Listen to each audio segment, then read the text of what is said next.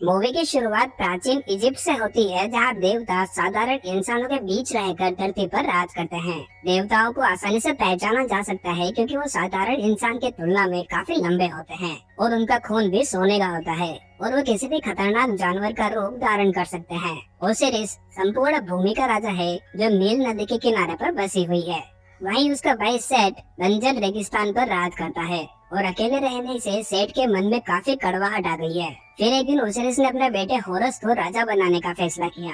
होरस देवी हथोर से प्यार करता है। होरस हथोर की इतनी परवाह करता है कि उसने इजिप्ट का सबसे बड़ा खजाना 42 सितारों का कंगन उसे गिफ्ट कर दिया, जो राक्षसों को उससे दूर रखता है। राज्याभिषेक के मौके पर सभी देवी देवताओं के साथ शहर के हर एक साधारण इंसान भी वहाँ पर उपस्थित हुए। वहीं पर हम जया और उसके बॉयफ्रेंड बेक को देखते हैं। बेक एक चोर है जो जया के लिए कई तरह की नायाब चीजें चुराया करता है और वो एक दिन जया के साथ कहीं दूर भाग जाना चाहता है। थोड़ी देर बाद सभी देवी देवताओं ने होरस को आशीर्वाद दिया और साधारण इंसानों ने उनके द्वारा लाए उपहार चढ़ाए। तभी ओसिरिस ने सभी के सामने भाषण दिया कि उसके लिए अमीर और गरीब दोनों समान है और मरने के बाद दोनों के कर्मों के बल पर उन्हें स्वर्ग या नरक में भेजा जाएगा।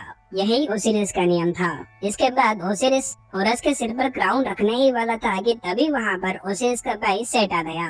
सेठ ने दिखावा किया कि वो होरस को तोहफा देने वहाँ पर आया है, लेकिन जल्दी ही वो पूरी जगह सेठ के सिपाहियों से भर गई। फिर सेठ ने ओसिरिस को वो छड़ी सौंपी जो उनके पिता ने उसे तोहफे में दी थी और उसने ओसिरिस को युद्ध के लिए ललकारा क्योंकि उसके हिसाब से अब राज करने की उसकी बारी थी।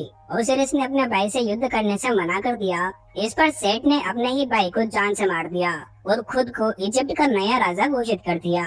सेठ का पहला नियम ये था कि अब से हर कोई आसानी से परलोक में नहीं जा पाएगा।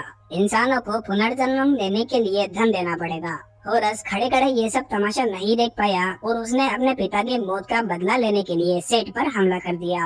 होरस और सेठ दोनों ही काफी कमाल के योद्धा थे, इसीलिए उन्होंने जल्दी से जानवर का रूप धारण किया और आसमान में जाकर लड़ाई करने लगे। अपने मालिक की मदद करने के लिए सेठ के सैनिक आगे बढ़े और अपनी ढाल से सूरज की रोशनी को सीधा होरस की आंखों पर डाल दिया, जिससे होरस एक पल के लिए अंधा हो गया। इस मौके का फायदा उठाते हुए सेठ ने होरस को हरा दिया और उसकी आंखें निकाल ली। सेठ होरस को भी जान से मारने वाला था कि तभी हथौड़ उसके बीच में आ गई और उसने खुद के बदले में होरस को छोड़ देने की बात कही और सेठ ने होरस को छोड़ दिया। फिर एक साल बीत गया और आधे से ज्यादा इजिप्ट को सेठ ने अपना गुलाम बना लिया, जिस वजह से लोगों के पास धन का अभाव हो गया। कुछ देवताओं ने इजिप्ट को बचाने की कोशिश भी की, लेकिन वो भी मारे गए। वहीं हथौड़ सेठ की प्रेमिका बनने का नाटक करते रही ताकि वो जिंदा रह सके। जया सेठ के मुख्य आर्किटेक्ट उर्शु की गुलाम है। उर्शु यहाँ इजिप्ट का सबसे ऊंचा स्मारक स्तंभ बनाने में लगा हुआ है और बेक यहाँ पर लेबर के रूप में काम कर रहा है। हालांकि जब भी उसे मौका मिलता तो वो उर्शु के ऑफिस में चुपके से घुसकर जया से मिल लेता था। एक दिन जया ने बेक को बताया कि सेठ की सेना उनके द्वारा लूटा हुआ खजाना लेकर लौट रही है, यानी कि आज शाम को सेठ के तिजोरी का दरवाजा खुलने वाला है, जिसके अंदर उसने होरस की आंखें संभाल कर रखी हुई है और ये बेक के लिए होरस की आंखें चुराने का एक अच्छा मौका है। बेक को रास्ता दिखाने के लिए जया ने उर्शु के मैप्स चुरा लिए और उन्हें खाली पेपर से बदल दिया।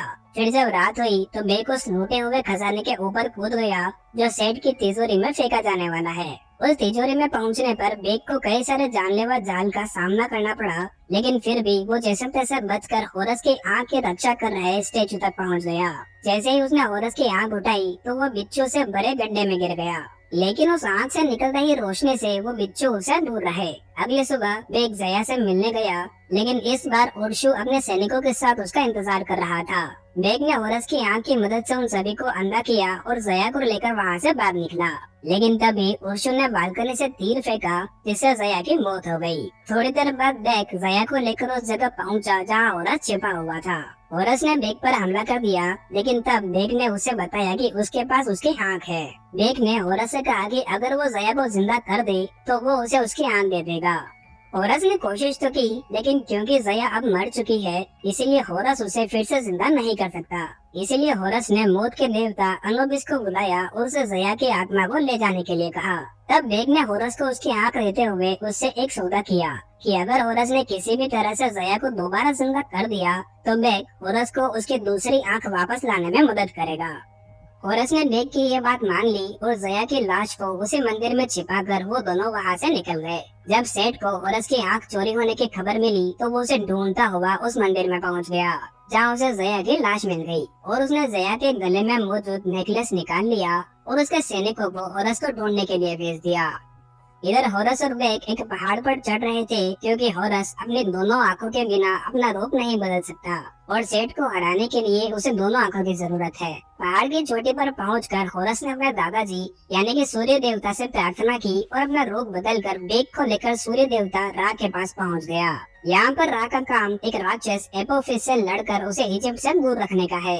रा ने होरस और सेठ की लड़ाई में आनाकानी करने से मना कर दिया, क्योंकि उनके लिए तो होरस और सेठ दोनों ही एक जैसे हैं और वो किसी एक का पक्ष नहीं ले सकते।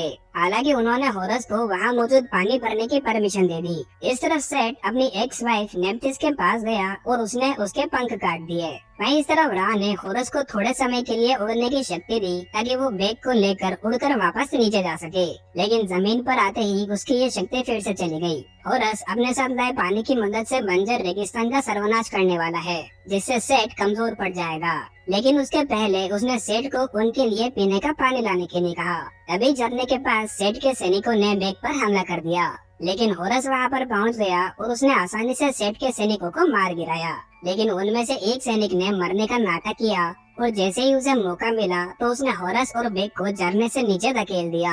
हालांकि होरस और बेग किसी तरह से बच गए। वहीं वो सैनिक सेठ के पास गया और उसे सारी बात बता दी, जिसके लिए सेठ ने उसे मौत का तोहफा दिया, क्योंकि वो होरस को मार तो नहीं पाया था।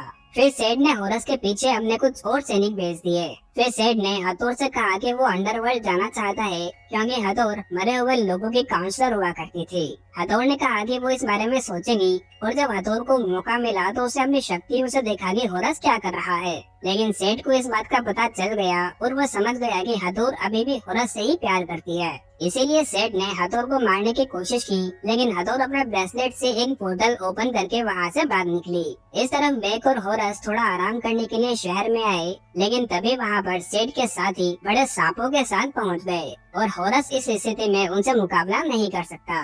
तब बेक ने एक प्लान बनाया कि वो उनका ध्यान भटकाएगा और जैसे ही होरस को मौका मिले वो उन पर हमला कर देगा। उनका ये प्लान काम कर गया और होरस सांप को मारने में कामयाब भी हो गया, लेकिन उससे सांप ज्यादा घायल नहीं हुआ और वो भाला सांप के मुंह में फंस गया। इसके बाद होरस जंप लगाकर सांप के ऊपर पहुंच गया और उसने सांप पर सवार राइडर को मार डाला, जिस वजह से वो सांप भी पहाड़ से नीचे गिरकर मारा गया। तभी हथौर वहाँ पर आ गई और उसने उस दूसरे सांप के मुंह से वो भाला निकाला और ऐसा करते ही वो सांप जलकर राख हो गया। इसके बाद वो तीनों वहाँ से निकल गए। बेन ने हथौर को बताया कि वो लोग होरस की दूसरी आँख पाना चाहते हैं जो पिरामिड में मौजूद है। तब हथौर ने उन्हें बताया कि स्फिंक्स पिरामिड की रक्षा करता है और उसके अंदर जाने के लिए उन्हें स्फिंक्स के सवालों के जवाब देने होंगे, और अगर वो ऐसा नहीं कर पाए तो स्फिंक्स उन्हें मार देगा। इसके लिए होरस ने बुद्धि के देवता से मदद मांगने का फैसला किया। बेक से बात करने के बाद हथौर को होरस के वादे के बारे में पता चला, जिसे सुनकर वो हैरान रह गई, क्योंकि जया को फिर से जिंदा करना नामुमकिन है। लेकिन अभी के लिए हथौर ने ये बात बेक को नहीं बताई। थोड़ी देर बाद वो लोग बुद्धि के देवता थोट के पास पहुंच गए, जहाँ पर थोट के जैसे दिखने वाले ढेर सारे शख्स मौजूद थे, क्योंकि थोट सिर्फ खुद पर ही यकीन करता है। थोट ने कहा कि वो उनके साथ कहीं नहीं जाएगा और इसकी बजाय वो सवाल पूछने वाले स्फिंक्स को ही उसके पास ले आए, लेकिन वो ऐसा नहीं कर सकते। इसलिए बेक ने अपना दिमाग लगाते हुए कहा कि थोट को इस बात का डर है कि कहीं उसके जवाब गलत ना हो जाए। फिर वो चारों पिरामिड की तरफ निकल गए। तब हथौर ने होरस से पूछा कि उसने बेक से ऐसा वादा क्यों किया जिसे वो पूरा नहीं कर सकता। इस पर होरस ने कहा कि ये सब उसने सबकी भलाई के लिए किया है। जब वो लोग पिरामिड के करीब पहुँचे तो होरस ने रात होने का इंतजार किया ताकि कोई उसे पहचान न ले। तब थोट ने उसे बताया कि हथौर ने सेठ से प्यार करने का झूठा नाटक किया था ताकि वो जिंदा रह सके। वहीं इधर हथौर ने अपनी शक्तियों से रेत पर बेक को जया दिखाई, जो अपनी बारी आने का इंतजार कर रही थी।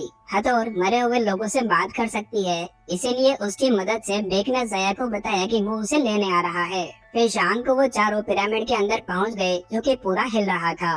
तब बेक को एक दरवाजा दिखाई दिया और वो उसके अंदर कूद गया। फिर बेक जैसे तैसे उस पहिए तक पहुंच गया, जिसे घुमाने पर पिरामिड ने हिलना बंद कर दिया। और सभी लोग पिरामिड के अंदर स्फिंक्स के सामने पहुंच गए। हालांकि जब थॉट ने स्फिंक्स के एक सवाल का गलत जवाब दिया तो स्फिंक्स ने उन सभी पर हमला करने लग गया। इस वजह से बेक और हथौर पीछे हट गए और होरस ने स्फिंक्स को पकड़ लिया। तब तक थॉट सही जवाब देने में कामयाब हो गया और स्फिंक्स तबाह हो गया। इसके बाद वो सभी पिरामिड के बीच में पहुंच गए जहां उन्हें पानी गिराना था, लेकिन ये सब एक जाल था। होरस और हथौर एक पिंजरे में कैद हो गए और तभी सेठ वहाँ पर आ गया और उसने थॉट का दिमाग निकाल लिया। बेक के हाथ में वो पानी का जग था, लेकिन वो पानी गिरा पाता उसके पहले सेठ ने उसे ज़या का नेकलेस दिखाया और उसे बताया कि होरस ने उससे झूठ बोला था। बेक को समझ नहीं आया कि उसे किस पर विश्वास करना चाहिए और तभी सेठ ने बेक के हाथ से वो जग छीनकर उसे तबाह कर दिया। फिर सेठ उन सभी को वहीं मरने के लिए छोड़कर वहाँ से चला गया, लेकिन होरस ने उस पहिए की मदद से हथौर और बेक को बचा लिया और बाहर निकल आए। बाहर आने के बाद बेक ने होरस को भला बुरा कहा क्योंकि उनके भगवान को उनकी प्रजा की कोई परवाह नहीं है। ये सुनकर हथौर को महसूस हुआ कि उन्हें बेक की मदद करनी चाहिए, इसीलिए उसने अनुबिस से कहा कि वो उसके बदले में बेक को अंडरवर्ल्ड तक जाने की परमिशन दे। अनुबिस ने उसकी बात मान ली और तब हथौर ने होरस को किस किया और उसने उसका ब्रेसलेट बेक को दे दिया ताकि बेक खुद को राक्षसों से बचा सके। उस ब्रेसलेट की मदद से बेक सही सलामत अंडरवर्ल्ड तक पहुंच गया और वहां जाकर वो ज़या को ढूंढने लग गया, जहाँ पर स्वर्ग और नर्क में जाने की लंबी लाइन लगी हुई थी। जहाँ अमीर लोग पैसे देकर स्वर्ग में जा रहे थे, वहीं गरीब लोगों को नर्क में जाना पड़ रहा था। वहीं इस तरफ सेठ ने थॉट का दिमाग, ओसिरिस का दिल, होरस की आंख और नेप्टिस के पंखों से अपना नया रूप धारण कर लिया। इसके बाद वो अपने पिता रा से बदला लेने पहुंच गया। रा ने उसे समझाया कि उसने कभी उसके बेटों में भेदभाव नहीं किया, उसने जो भी किया वो बस एक टेस्ट था। रा ने ओसिरिस को क्राउन इसीलिए दिया क्योंकि ओसिरिस जानता था कि समय आने पर उसे उसकी सत्ता छोड़नी होगी और वो उसे टेस्ट में पास हुआ था। वहीं सेठ को बंजर रेगिस्तान इसीलिए दिया गया ताकि रा सेठ के धैर्य की परीक्षा ले सके, क्योंकि रा चाहते थे कि एक दिन सेठ उनकी ये राजगद्दी संभाले। ये सुनकर सेठ गुस्सा हो गया क्योंकि वो रा की तरह यहाँ पर फंसकर उस स्पेस के राक्षस से जिंदगी भर लड़ना नहीं चाहता और सेठ ने अपने ही पिता पर हमला कर दिया। रा ने अपने सोलर बीम से सेठ का वार रोका, जिससे कोई भी भगवान जिंदा नहीं बच सकता, लेकिन क्योंकि सेठ के पास बाकी सभी भगवानों की शक्तियाँ हैं, इसीलिए वो रा को हराने में कामयाब हो गया। इस तरफ अंडरवर्ल्ड में बेन ने ज़या को ढूंढ लिया और उसे वो ब्रेसलेट दिया ताकि वो उसके इस्तेमाल से स्वर्ग में जा सके, लेकिन तभी अपोफिस ने वहाँ पर हमला कर दिया, जिस वजह से अनुबिस को वहाँ का दरवाजा बंद करना पड़ा। तब ज़या ने बेक को समझाया कि उसे होरस को एक और मौका देना चाहिए, इसीलिए बेक उस ब्रेसलेट की मदद से दोबारा इजिप्ट पर आ गया और होरस के साथ मिल गया। वो दोनों नेप्टिस द्वारा भेजे गए बोट पर सवार होकर शहर में आए, जहाँ सेठ रा के भाले के साथ ओबेलिस्क पर खड़ा होकर अपोफिस को नाइल नदी पर हमला करने का आदेश दे रहा था। इसीलिए होरस और बेक ने उर्शु को किडनैप किया ताकि वो ओबेलिस्क के अंदर जा सके। जब होरस ओबेलिस्क के ऊपर चढ़ रहा था, तभी बेक और उर्शु के बीच में लड़ाई हो गई और इसी बीच वहाँ पर आग लग गई। इसीलिए बेक ने खुद को रस्सी के सहारे बचा लिया और ऊपर चला गया। वहीं उर्शु उस आग में गिरकर मारा गया। इधर ओबेलिस्क के टॉप पर होरस ने सेठ को देखा और दोनों में लड़ाई शुरू हो गई। सेठ होरस से लड़ने में बिजी था, इसी बीच बेक ने चुपके से उस पर हमला कर दिया और उसके हेलमेट से होरस की आंख निकाल ली। तभी सेठ ने बेक पर हमला किया और उसे ओबेलिस्क से नीचे धकेल दिया। नीचे गिरते समय बेक ने होरस की तरफ उसकी आंख फेंकी, लेकिन इस बार होरस ने सही फैसला लिया और उसने आंख की बजाय बेक को नीचे गिरने से बचा लिया। होरस ने बेक से माफी मांगी और तब फाइनली होरस अपने जानवर वाले रूप में आ गया। ऐसा इसीलिए हुआ क्योंकि इस बार होरस ने अच्छाई और सच्चाई का साथ दिया। होरस ने बेक को सही सलामत नीचे पहुंचाया और फिर सेठ से लड़ाई करने के लिए ओबेलिस्क के अंदर पहुंच गया। उसने पूरी बिल्डिंग पर वार करके उसे तहस नहस कर दिया और सेठ को भी बहुत मारा। फिर अंत में होरस ने रा के भाले से सेठ को जान से मार दिया। इसके बाद होरस रा के पास गया और उसे उसका भाला वापस दे दिया, जिससे रा को उसकी शक्तियाँ दोबारा मिल गई। रा ने बिना समय गवाए अपोफिस पर हमला किया और उसे वापस वहीं भेज दिया जहाँ से वो आया था। और तब अनुबिस ने फिर से गेट्स खोल दिए। फिर होरस दोबारा इजिप्ट आया, जहाँ एक छोटे बच्चे ने उसे उसकी आंख दी। फिर होरस बेक के पास गया जो कि मर चुका था। दुखी होकर होरस बेक की लाश को अपने मंदिर में ले गया और उसे ज़या की लाश के पास रख दिया। ठीक उसी समय रा वहाँ प्रकट हुए और उन्होंने होरस की मदद करने के लिए बेक और ज़या को फिर से जिंदा कर दिया। कुछ दिनों बाद इजिप्ट एक बार फिर जगमगा उठा। सभी लोग आजाद थे और होरस फाइनली उन सभी का राजा बन चुका था। होरस ने सबसे पहले मृत्यु के नियम बदले कि मरने के बाद लोगों के कर्मों की वजह से उन्हें स्वर्ग या नर्क मिलेगा, न कि उनकी अमीरी या गरीबी की वजह से। इसके बाद मेग को राजा का चीफ एडवाइजर बना दिया गया और उसने होरस को हथौड़ का ब्रेसलेट वापस कर दिया ताकि होरस अंडरवर्ल्ड जाकर हथौड़ को वापस ला सके।